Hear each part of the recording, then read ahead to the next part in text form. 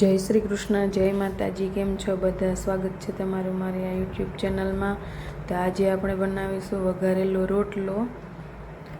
હવે એમાં વઘારેલા રોટલામાં જે રોટલો સાંજનો બનેલો હોય છે એને પહેલાં ટુકડા કરાવી નાખવાના છે. પછી એક બાઉલમાં તેલ મૂકવાનું, તેમાં જીરું, રાઈ, હિંગ, લીમડો તેલ થઈ જાય એટલે નાખી દેવાનું છે. અને પછી એમાં ડુંગળી અને ટમેટું સુધારેલા છે, ઝીણા સુધારેલા, તે એડ કરીશું અને તેને થોડી વાર ચડવા દેવાનું છે. અને આ જે રોટલો વઘારેલો છે ને એ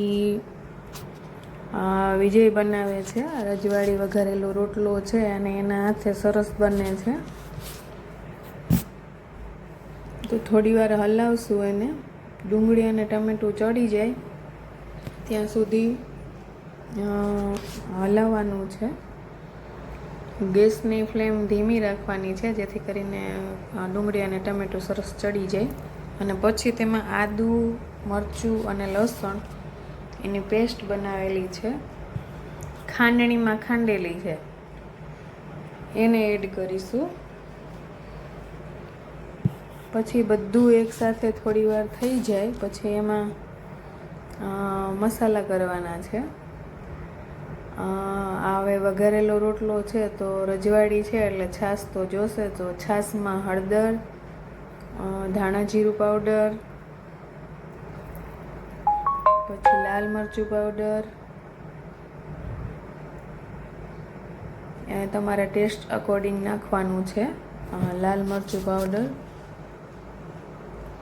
અને નિમક,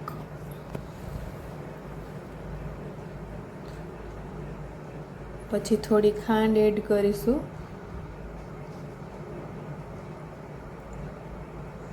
અને ખાટી છાશ હોય ને તો એનાથી વધારે સરસ થતો હોય છે. વઘારેલો રોટલો છે ને એ ખાટી છાશમાં જ વધારે મજા આવે છે. અને હવે આપણું ડુંગળી અને ટમેટું ચડી ગયા છે. હવે થોડી જ વારમાં એમાં છાશ એડ કરવાની છે.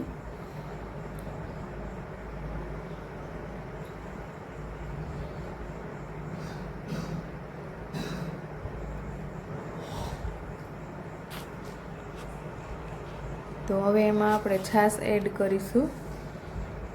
છાશ એડ કર્યા પછી થોડી વાર છાશ ઉકળે ત્યાં સુધી એને થવા દેવાનું છે. એકદમ આમ ઉભરો આવી જાય ને છાશનો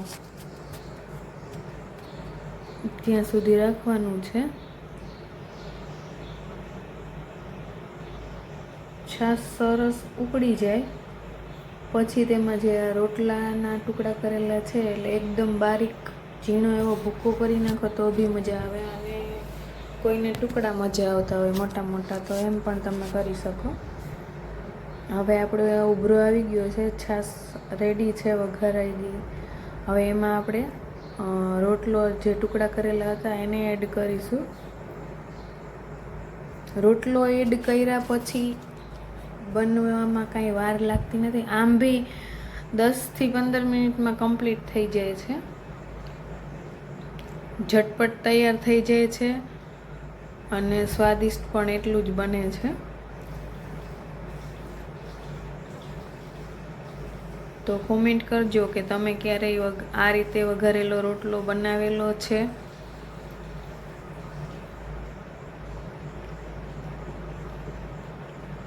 અને ચેનલને લાઈક કરજો, શેર કરજો, સબસ્ક્રાઈબ કરજો જેથી કરીને અમને આગળ વધવા માટે તક મળે. હવે આપણો રોટલો રેડી થવા આવ્યો છે. બસ થોડી જ વારમાં રેડી થઈ જશે.